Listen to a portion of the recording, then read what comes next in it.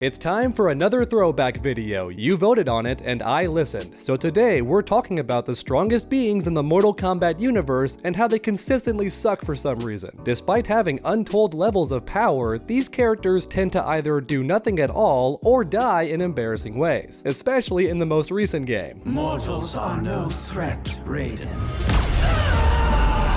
If you're a longtime fan of the series, then you already know who I'm talking about, the Elder Gods. The more research you do on these characters, the more hilarious things get. But first off, please let me explain what the Elder Gods are exactly and the role they play in the Mortal Kombat series. Originally, the Elder Gods basically defeated existence itself. And no, I'm not exaggerating. The one being is called that for a very literal reason. He is the one who encompasses all of being itself. Sounds crazy to be sure, but that's the lore, so we gotta deal with it. The one being can't be killed due to his very nature, so instead the Elder Gods broke him into pieces, and in doing so, they created the various realms in Mortal Kombat, such as Earthrealm, Outworld, the Netherrealm, you get the idea. And real quick, just for fun, try wrapping your head around that concept. Just imagine being so absurdly powerful that tearing you apart creates entire planets complete with animals, people, and everything. That's right, everything. The only reason these planets have life at all is because that's an extension of the one being's consciousness, his essence, if you will. And also, keep in mind, the Elder Gods rule over these new creatures. Or in other words, the Elder Gods killed their boss and then turned him into a new population of people that they now rule over like deities. Yeah, that's pretty crazy. But keep in mind one very important thing. The one being is not dead. Don't forget that. In fact, in theory, if the one being ever became whole again, that would mean the end of all life itself and all the realms, because everything and anything would simply become the one being once again. To keep things simple, just pretend the one being is Exodia the Forbidden One. If you put all the pieces together, then you can summon him. And like mentioned earlier, the one being is not dead. Every single living creature is an extension of his consciousness. And then on top of that, the one being can actually influence people to try and merge the realms back together. And one of the first characters to start doing this was your boy Shao Kahn, everybody's favorite boss character. He assassinated the Dragon King, took power, and then tried his best to merge the realms. And of course, the Elder Gods don't want that, because if the realms get merged, then their boss comes back. And as a result, the Elder Gods created the Mortal Kombat tournaments. In order for anybody to merge realms, they must first win 10 consecutive tournaments in Mortal Kombat, which is obviously very difficult to pull off, especially when fighting Shaolin monks with the power of God and virginity on their side. If anyone ever dares to merge the realms without winning 10 straight tournaments, then the Elder Gods kill them. Yeah, like literally, they just straight up kill you.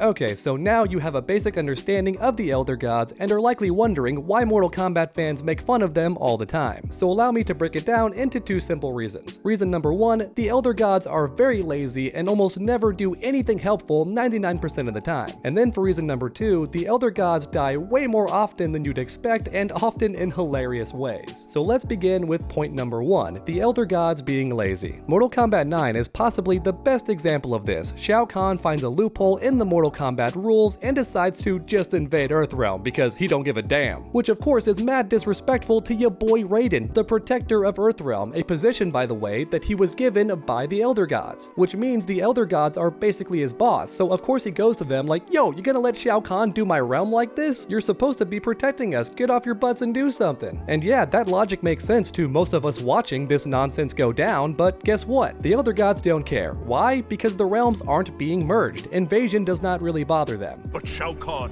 Liu Kang has bested him twice, yet he still... Shao Kahn has not violated the rules of Mortal Kombat. What? He invades Earthrealm as we speak. Invasion is not itself a transgression.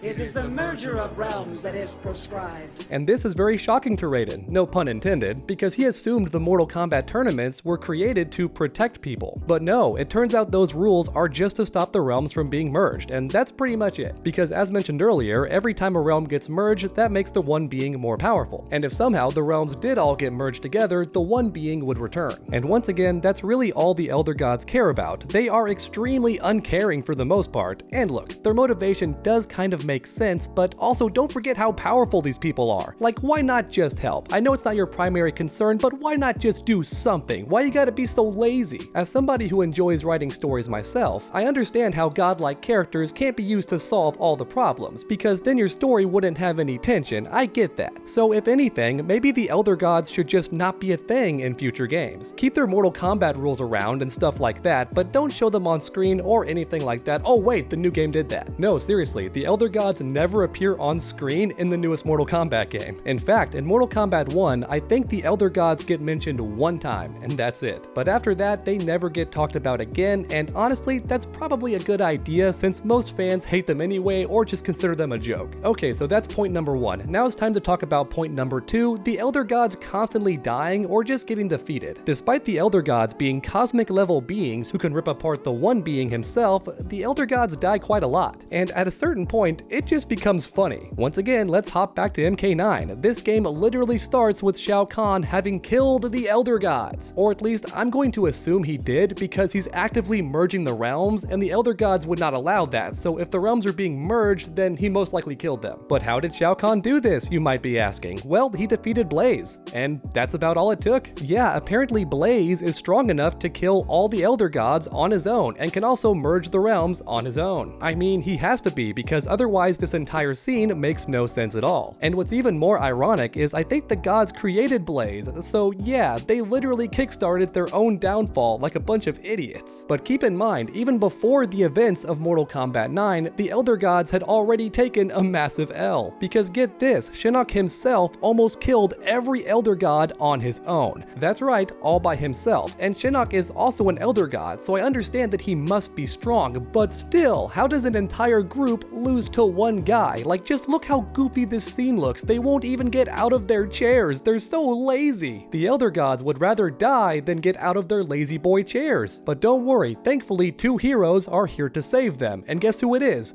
Raiden and Fujin. Yeah, that's right, somehow 2 regular gods defeated an Elder God who was strong enough to kill all the Elder Gods by himself, in theory. Does that make any sense at all? Not really, no, which is why it's so funny and why everybody memes on the Elder Gods. Alright, now let's fast forward all the way to Mortal Kombat 11, because this game actually lets you play as an Elder God named Cetrion, and according to some people, she kills all the Elder Gods herself off screen, which I thought was crazy, but it turns out that's not true. In reality, it's actually Kronika's time manipulation that killed the Elder Gods off screen, which is not a much better explanation, and the details on it are barely even there at all, but there you have it. The point is, literally every Elder God dies off screen. Yeah, we don't even get to see it. Once again, the entire pantheon of gods is slain by a single individual. Are you starting to get why these characters are made fun of so much? Can you understand the meme? The Elder Gods do nothing and then they die. They do nothing and then they die. Rinse and repeat. It's honestly no surprise that Mortal Kombat 1 barely mentions them at all. In fact, some fans of the series were even wondering if the Elder Gods would return at all in Mortal Kombat 1, and now you understand why. But real quick, what are your thoughts on the Elder Gods? Is it just bad writing, or should these characters just be removed from the lore at this point? We don't really know that much about them, and their appearances keep changing in every single game and even the movies, so it's not like they have an iconic design or anything. Cetrion was kinda fun though. So there you have it everyone, the most useless characters in Mortal Kombat history who, ironically enough, are also the most powerful characters in Mortal Kombat history, but they still can't stop taking L's. Thanks for watching everyone, and I hope you enjoyed. If you did, please leave a like down below, it helps my channel out a ton, and then keep that combo going by subscribing and ringing that bell so you never miss any future videos. Make sure to come back next time, and as always, stay underdogs.